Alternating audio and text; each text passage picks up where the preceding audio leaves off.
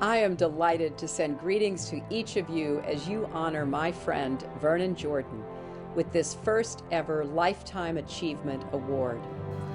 As part of his long career of service, Vernon has led boycotts, helped minorities fulfill their dream of entering public office, and counseled presidents from Lyndon Johnson to Bill Clinton. He's been not only a friend, but an inspiration as he is to so many people, especially those who look up at him and see something of themselves. He inspires lawyers to dedicate themselves to the public good, and he inspires people of all races and backgrounds to reach for opportunities to develop their own God-given potential. Over the years, Vernon's friendship and good counsel has been a guiding light in my life and the life of my husband. He's an incredible leader who inspires people to work together toward a common cause, and I cannot think of anyone more deserving of this award. So congratulations, my friend. God bless and Godspeed to you all.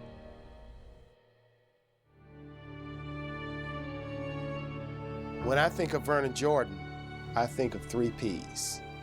I think of power, presence, and pride. A leader in our profession, a leader in our law firm.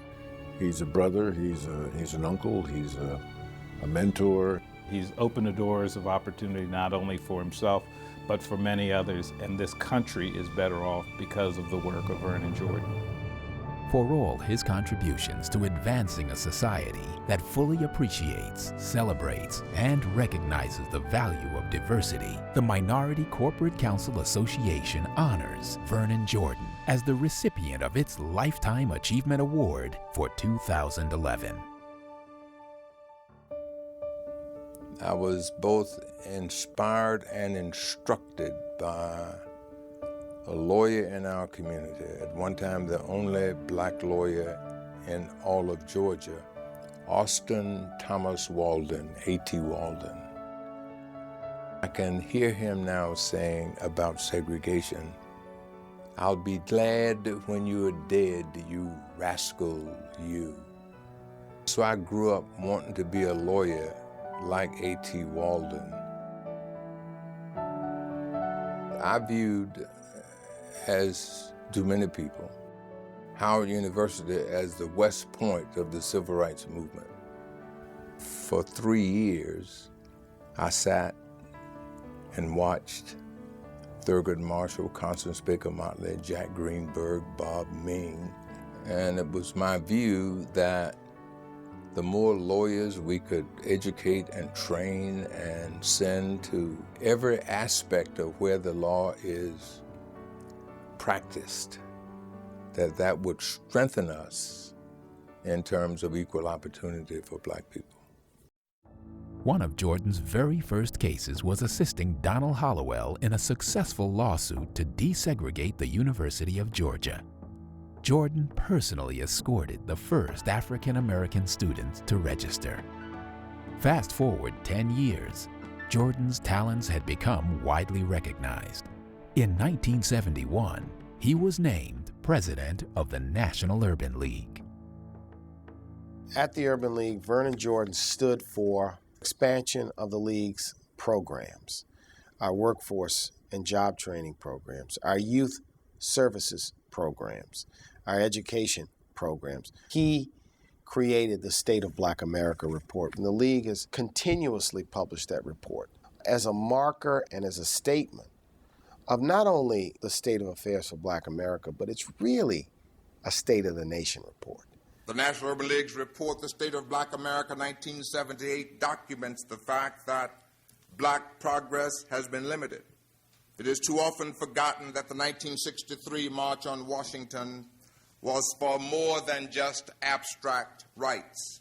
It was for jobs and freedom. We are saying that the rights granted in the 60s are hollow unless we're given the opportunity to compete on the same track as whites. In the position that he was in at the National Urban League, he talked about increasing diversity in corporate America, not just in terms of the number of minorities employed, but by the number of minorities on the boards of directors, the number of minorities in high-level executive positions. He was a clear voice when it wasn't as fashionable as it is now, that the legal profession needed to be more diverse than it was.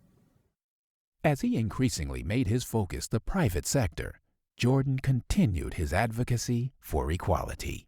Vernon, right from the beginning, was focused on getting increased representation.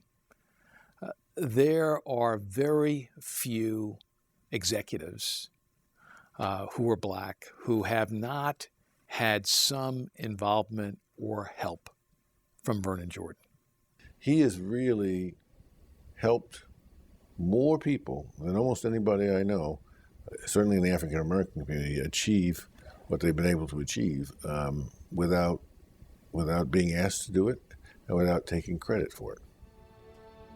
There is a passage that says in the Bible, it says, to whom much is given, much is required. I have been an enormous beneficiary of extraordinary mentoring.